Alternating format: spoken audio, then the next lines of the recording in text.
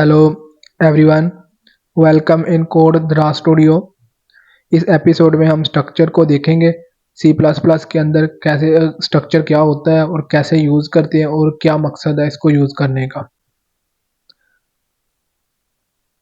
सबसे पहले हम कंटेंट देखते हैं। इस एपिसोड में हम क्या क्या चीज़ कवर करेंगे।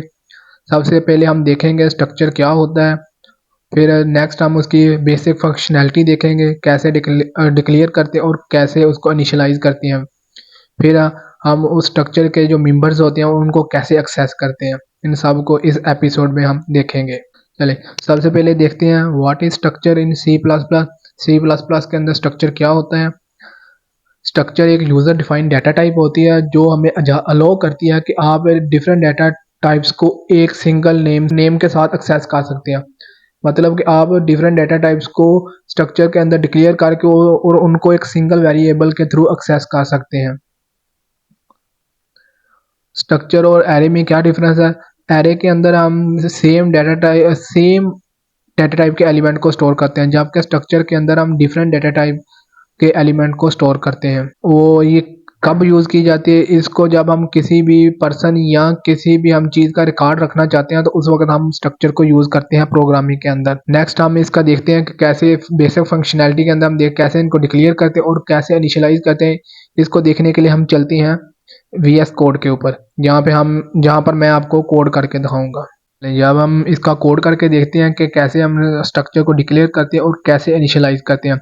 ये मैंने ओपन कर लिया VS कोड। इसके अंदर सिंपल हम सबसे पहले लिखते हैं हमारा जो प्रोग्राम का स्ट्रक्चर होता है, हम सिंपल प्रोग्राम का वो लिखते हैं।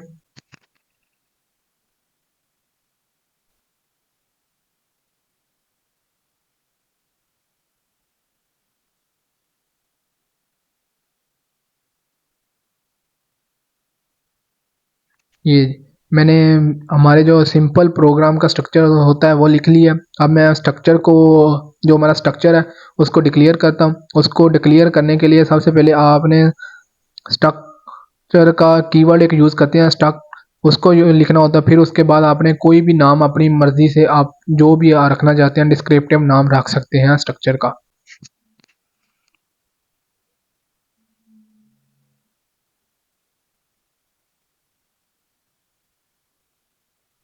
ये हमारा स्ट्रक्चर क्रिएट हो गया। इसके अंदर मैंने स्ट्रक्ट कीवर्ड यूज़ किया, उसके साथ मैंने स्ट्रक्चर का नाम लिया, वो मैंने पर्सन लिया। मैं यहाँ पर पर्सन का डाटा इंफॉर्मेशन स्टोर करना चाहता हूँ, इसलिए मैंने पर्सन का यूज़ किया हुआ है।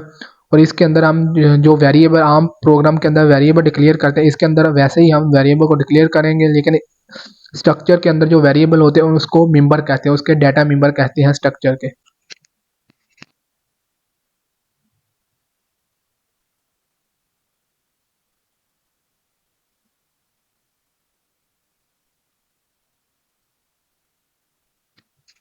ये देखिए स्ट्रक्चर के अंदर मैंने तीन वेरिएबल डाटा मेंबर डिक्लेयर कर लिए हैं और एक मैंने नेम लिया, फिर एज, फिर मैंने हाइट। मैं चाहता हूं कि मैं एक पर्सन है उसका मैं नेम, एज और उसकी हाइट को स्टोर करना चाहता हूं।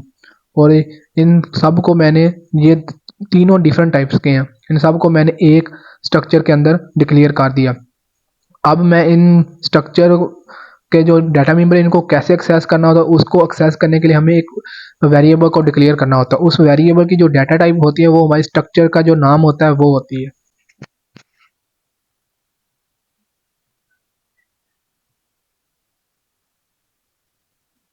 ये देख, ये मैंने एक वेरिएबल यहाँ पे डिक्लेयर कर लिया। यहाँ पे जो हमने स्ट्रक्चर के नाम्स के साथ हमने जो डिक्लेयर किया इसको वेरिएबल बोलते हैं, लेकिन क्लास के अंदर जब हम करेंगे उसके अंदर इसको ऑब्जेक्ट बोलते हैं। अब हम जो हमारे स्ट्रक्चर के डाटा मेंबर है उनको वैल्यू असाइन करेंगे, उनको इनिशियलाइज करेंगे।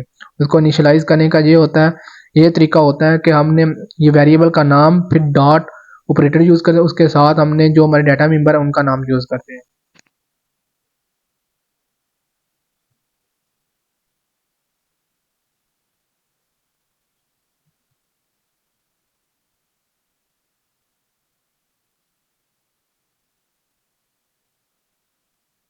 ये देखें मैंने जो हमारे स्ट्रक्चर के डाटा मेंबर है उनको वैल्यू मैंने असाइन कर दी है। उनको मैंने कैसे एक्सेस किया, उनको एक्सेस करने का तरीका ये होता है, जो आपने वेरिएबल डिक्लेयर किया हुआ है स्ट्रक्चर के के नाम के साथ उसको वेरिएबल का नाम डॉट उस डाटा मेंबर का नाम जिसको आप वैल्यू असाइन करना चाहते हैं। अब हम इसको जो वैल्यू असाइन किया इसको हम डिस्प्ले करना चाहते हैं कि हमारी जो वैल्यू हमने असाइन की वो असाइन हुई भी है कि नहीं। उसको डिस्प्ले करने का सिंपल तरीका ये है कि आपने सी आउट के साथ जैसे ये वेरिएबल का नाम डॉट और नेम लिखना होता है और उसकी वैल्यू आपको स्क्रीन के ऊपर डिस्प्ले हो जाएगी।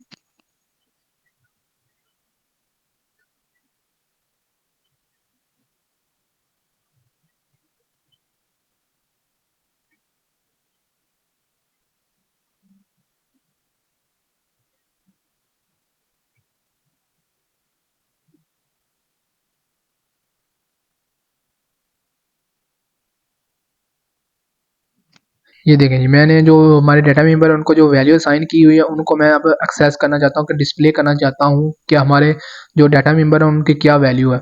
उसके लिए मैंने सी आउट के साथ मैंने ये हमारा जो डबल कॉलन के अंदर लिखा हुआ है ये सिंपल हमारे स्क्रीन के ऊपर शो हो जाएगा। और इसके बाद मैंने फिर आगे पर्सन डॉट नेम उसको कॉल की हुई है। ये मैंने पर्सन वेरिएबल डॉट नेम जब इसको मैंने लिखा ये ऑटोमेटिकली इसको उसने स्ट्रक्चर के अंदर जो हमारे डाटा मेंबर है उसको कॉल कर दिया और उसके अंदर जो वैल्यू होगी उसको स्क्रीन के ऊपर डिस्प्ले कर देगा। अब हम इसको एग्जीक्यूट करके देखते हैं।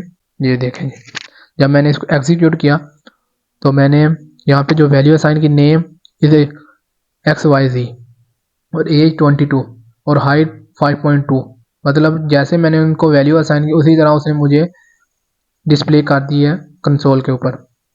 ये था हमारा स्ट्रक्चर, कैसे हम स्ट्रक्चर को डिक्लेयर करते हैं और इनिशियलाइज करते हैं, सिंपल सा बेसिक। और इसके अंदर यहाँ पे मैंने इसको यहाँ पे वैल्यू असाइन के आप यूज़र से भी ले सकते हैं। सी इन के साथ सिंपल आपने सी इन लिखना होता है, ऑपरेटर यूज़ करके साथ आगे ये लिख देना होता है। यहाँ पे ये वैल्यू असाइन आपने नहीं, इक्वल के आगे इक्वल का ऑपरेटर आपने नहीं यूज़ करना होता है, सिंपल। और ये आपकी वैल्यू इसके अंदर स्टोर हो जाएगी। Thank you, best of luck.